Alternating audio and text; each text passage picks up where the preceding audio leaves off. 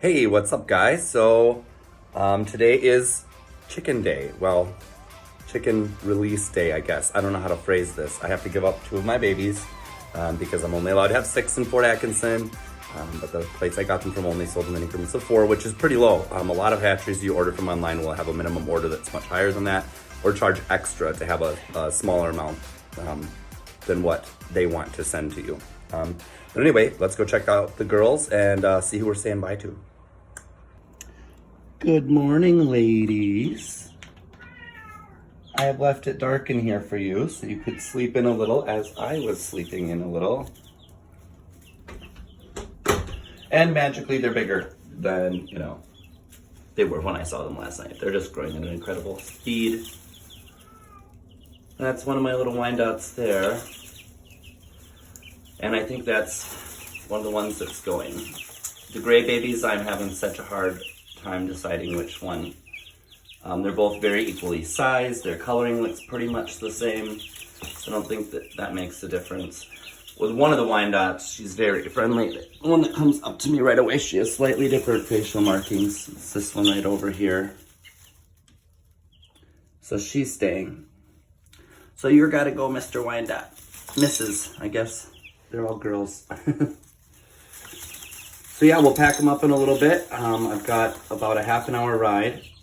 Thankfully, my mom's coworker that is picking them up, has a bunch of chickens and knows that, they're still too little to be too far away from the heat lamp for very long. So we're just gonna take about a 35-minute drive up to Madison, meet them at a parking lot in Target so we can be socially distanced. And then we're gonna hand off the birds. And she said lives out in Dodgeville, so they've got a little bit of a car trip themselves to go back. But she's got a 10-year-old and a 7-year-old who show birds for 4-H. So I'm excited about that'll help them have another new bird to show. Because that was a fun thing for me when I was a kid too. Part of what made me want to get back into having some wildlife in my life, or farm life in my life, I should say. But yeah, got some... Yeah, and I obviously did not clean the pen last night because I'm like, well, it'll be easier if there's only 6 of them, because they tend to freak out when I get in here and scoop everything up. So I'm thinking maybe it'll be a little less stressful in the afternoon when I come back with only 6 of them to have running around. And then they'll have a little more space in here too because they keep getting bigger. Yeah, and we obviously have to extend the brooder height up because of that. We can get up to the heat lamp level, which that needs to go up again today too. And normally I would point out, like, heat lamps, not normally zip tie them, but I had to really improvise in this situation. And I used 3 of them so that it's janky, I admit, but I'm not planning on having, that set up anywhere outside where it's not monitored. I can be in here 600 times a day. I can check them on my breaks and can pop in whenever, especially my days off. So I keep a good eye on them, so there's no risk there. I had not thought far enough ahead to get the one of those that I wanted. That would have been easier to do.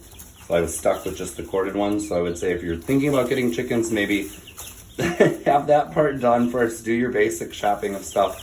I mean, it's not like I didn't know I was gonna do this, But anyway, here are the ladies for the morning, and I'll check in with you guys this afternoon, maybe after we get the pen cleaned out here.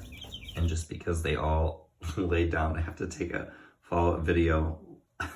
So filming them, they must have gotten pretty tired from hearing me yammer on because they all laid down and snuggled up together.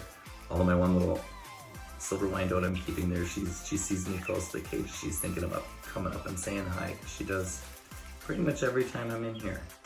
So some pretty distinct personalities already showing through.